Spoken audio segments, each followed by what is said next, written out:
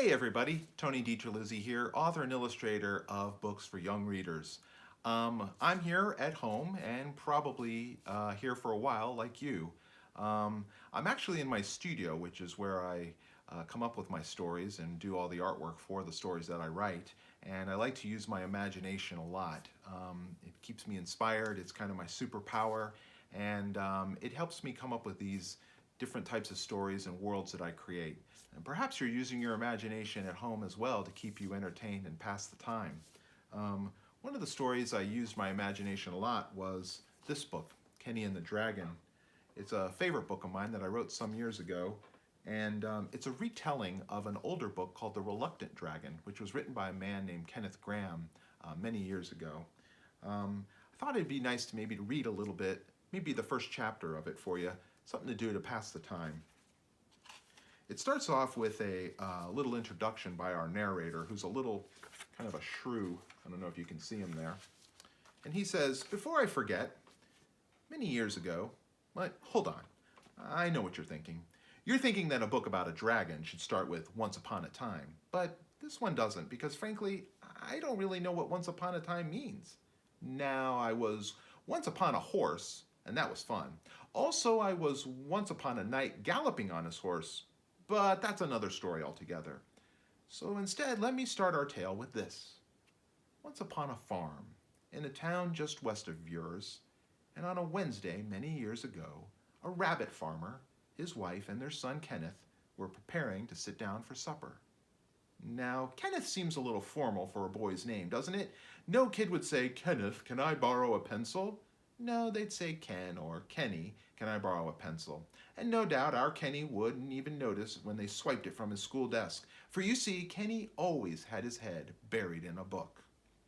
And he loved to read all sorts of subjects: science, mysteries, histories, and even fairy tales. In fact, fairy tales and natural history were his two favorite topics. And as far as Kenny was concerned, both held the same merit in the real world. So it's not surprising that he enjoyed going to school. He always asked compelling questions, always did his homework, complete with footnotes and a bibliography, and always had fantastic notions about what he wanted to do when he grew up. One day he wanted to be an astronaut and meet the extraterrestrials from a distant planet. The next he'd decide on a jungle explorer looking for living dinosaurs, or he'd build a submersible that could go deep into the ocean to find lost underwater cities. Each day it was something new. "That kid has such an imagination," his English teacher would say. "His identification of local flora and fauna is quite impressive," his science teacher would say. "Kenny Rabbit, he's kind of out there," his classmates would say. And to a certain degree, they were right. You see, like them, Kenny grew up on a farm. Both his mother and father were farmers. They came from generations of farmers who grew vegetables and raised livestock. So his parents, like most of his neighbors, really didn't have time to read books. They were just too busy tending the farm. You can't harvest a you can't harvest corn with a book, his mother would say. "No bookie book's gonna bring the sheep in at sundown," his dad would say. Regardless of what they thought, though, his parents did their very best to support Kenny in all that he did, right down to listening to his lengthy theories on this and that over dinner. "You see," Kenny would tell them, "it's going to rain because cold air and warm air collide in the upper atmosphere. This creates thunder, and it causes the moisture within the cumulus clouds to fall."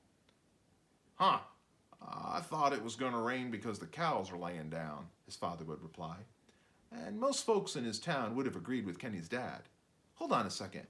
What was the name of that town? I can't believe I've forgotten. It was near water, if I recall correctly. Dunhill? No, that's in the northern province. Meadow Falls? That's not it either. But it was a stream or river. Roundbrook, that's it. This town was sort of roundish in layout with a brook running through the middle of it. Goodness, I can't believe I'd almost forgotten. Not something a fellow in my position should allow. Alrighty then, so in the little farming town of Roundbrook, Kenny lived with his parents, went to school, did his chores on the farm, and filled the rest of his time reading, which is precisely where we find him at the beginning of our tale. Chapter 1, That Devil Scourge. Here's Kenny's father coming in through the front door. Kenny's father burst into the kitchen, panting heavily. His ears twitched. It was supper time, and Kenny's mom was making her family's favorite, corn chowder. The soup's heavy aroma swirled about as the farmer moved through the room. "Pack your things! We're out of here! We're moving!" Kenny's dad hollered. He was a scraggly, hairy fellow wearing a wide-brimmed hat, and he was trying to catch his breath as if he'd been running. "Moving? Not now, mister," Kenny's mom replied. "The corn's not boiling yet, the broth isn't quite right, and I still have to sew the patches on Kenneth's trousers for school tomorrow." Kenny's dad paused, walked by the stove, dipped his finger in the pot, then agreed it wasn't quite right. "Get your dirty paws out of my chowder, wash your hands, have some milk, and tell me what's got you so riled up." She ground a little pepper into her broth. Unlike Kenny's father, she was soft, round, huggable, and seemed to always be adorned in an apron with a spoon in her hand. And here's a little illustration of Kenny's mom cooking. Kenny's dad did as he was told. Then he stroked his ears and started. "This afternoon my eyes saw something I wish they'd never seen. I went to shepherd home the sheep up on top of Shepherd's Hill where they'd been grazing all day. As soon as I get up there, I see the sheep all huddled and quiet on the far side of the hilltop, and I think to myself, what in the world has got 'em so spooked? So I wander over to the other side of the hill. You know where them rocks and boulders are? Mm-hmm. Here, taste this better? Yes, much better. So I, hold on, dear. Kenneth! Get out here and set the table." The wooden floorboards creaked as Kenny shuffled into the kitchen, his head buried in his book. He was reading a story about a giant, written by a man named Oscar. Without looking up, the small, skinny lad opened the cupboard and grabbed plates to place on the table. "No plates, bowls, Kenneth. I told you early we're having corn chowder tonight. Get your head out of the clouds, put the book down for a minute, and set the table properly." His mom snatched the book from his paws and set it on the counter. The wooden counter was dinged, scratched, and stained from years of use. Pots and pans hung from the ceiling right above where Kenneth's mom was cooking. She reached over and opened one of the numerous round windows to allow the cool country air into the kitchen. "Don't you want to hear the rest of my story?" Kenneth's dad whimpered through his milk mustache. "Of course, dear, of course. What did you find in the rocks?" his mom said as she tasted the soup. "So there I am, climbing up the big rocks and boulders, and the while I'm thinking, there must be a wolf, a lion, or a bear hiding in there. Remember I said I heard those weird whooshing sounds coming from the hill last week?" Kenny folded the napkins and placed them around the banged-up wooden table. "I remember that," he said. "I thought—" "Hold on, son, hold on," his dad interrupted, waving his hands. "So I make some noises of my own to see if I can spook it off, and that's when I saw it." Kenny stopped setting the table and looked up. Saw what? The gears in the lad's brain began to turn. He realized his father's tale involved some sort of encounter with a carnivorous animal. Kenny figured he could determine just what his dad had seen based on the description. A lion was out of the question. They were too far east for lions. Wolves usually traveled in packs and were rarely seen in these parts. But bears did prefer rocky outcroppings or caves. "Well, first I smell something burning. Not wood, but something smoky like.